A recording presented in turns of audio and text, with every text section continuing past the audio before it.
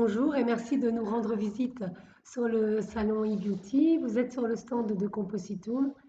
Je suis Anne-Marie Landais, je suis naturopathe, spécialiste de l'hygiène et de l'entretien de la peau et distributeur de Compositum en Espagne et en France.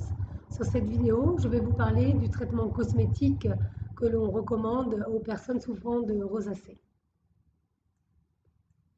Un petit rappel sur Compositum. Donc, Compositum est une marque espagnole, innovatrice et différente, qui n'utilise pas la classification mondiale de peau grasse, peau sèche, peau mixte, mais, mais utilise la physiologie et l'anatomie de la peau pour établir son propre diagnostic esthétique.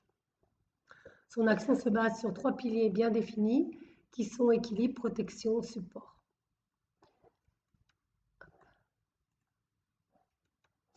Donc, on nous a toujours appris que la rosacée est un trouble inflammatoire chronique et récurrent de la peau qui affecte généralement la zone faciale, donc les pommettes, le nez, le front, le menton, chez les personnes d'un certain âge, enfin d'un âge moyen.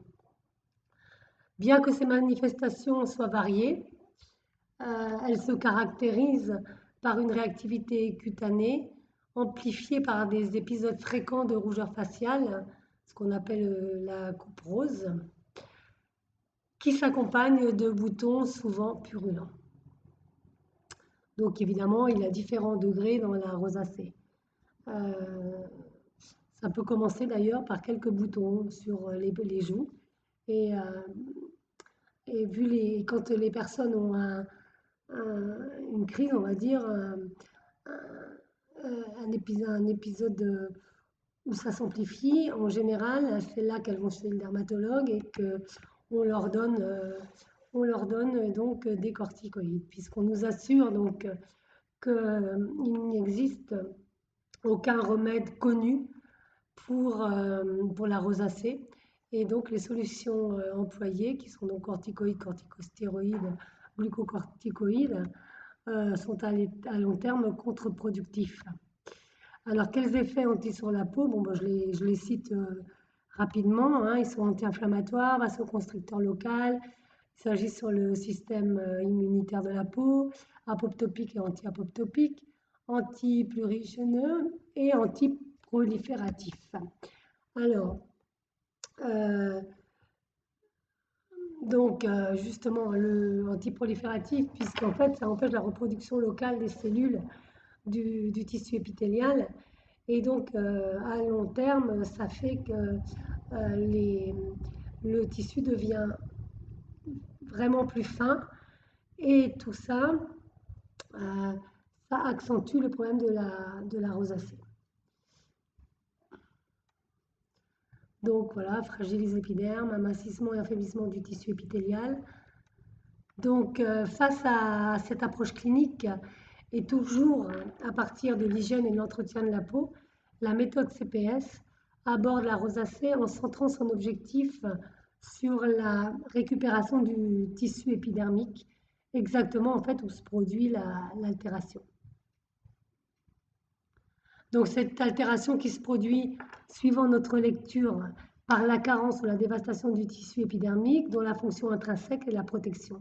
Donc en fait, c'est ce que je vous disais, c'est le serpent qui se mange la queue.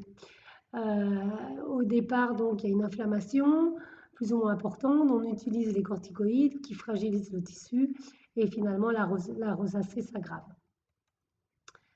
Voilà, donc Compositum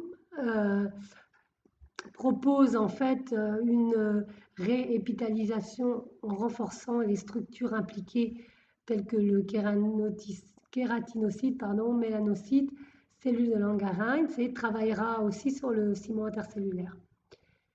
Donc ce sont les cellules impliquées, les structures impliquées dans cette dégénération du tissu épithélial de protection. Alors, je vous rappelle un peu comment on travaille. Donc, comme je vous ai dit, Compositum n'est pas une méthode palliative, mais une méthode active. Et nous cherchons, donc, nous travaillons déjà toujours de l'extérieur vers l'intérieur Et bon, pour le cas de la rosacée, donc on veut récupérer le manteau, pardon, le tissu épidermique, je vais y arriver. Et donc on va commencer par rééquilibrer le pH de la peau. Donc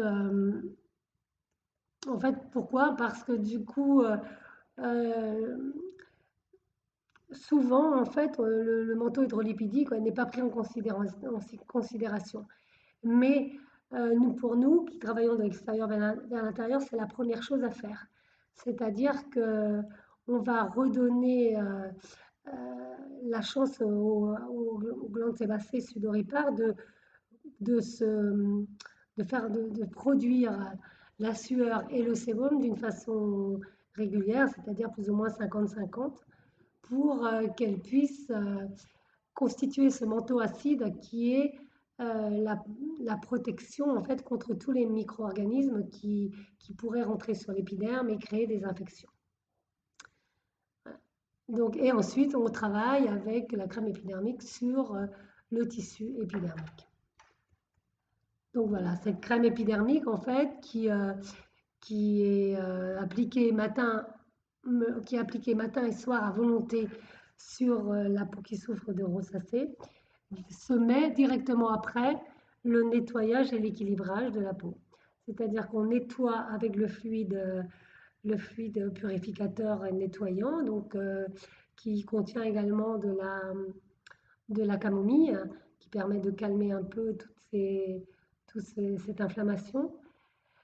Je vous laisse décharger notre catalogue sur le stand où là, en fait, je ne vais pas rentrer dans les détails de la composition des produits, je vais juste donner la routine en fait que l'on propose aux personnes qui souffrent de rosacée. Donc, on nettoie avec le fluide purifiant. Ensuite, donc, on utilise la lotion potentielle qui est antimycotique et antibactérienne et qui va stabiliser le pH de la peau à 5,5. Alors là, dans un cas de rosacée importante, comme on a pu voir sur la photo, il faut faire attention quand on recommande l'utilisation de la lotion et que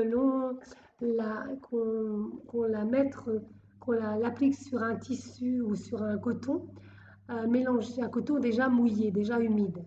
Donc c'est vrai que je vous ai dit que on n'utilisait jamais l'eau et le savon sur la peau, puisque en fait, surtout sur une peau malade, puisque le pH de l'eau et du savon est de 7. Et nous, on recherche l'équilibre du pH acide de 5,5. Par contre, dans un cas où la peau est presque à vif, comme ça, on ne peut pas demander à la peau on ne peut pas remettre directement le pH à 5,5 parce on se serait suscité une réaction trop importante de la peau.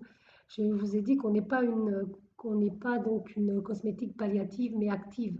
Donc tous les gestes qu'on fait en fait euh, vont donner une réponse de la peau.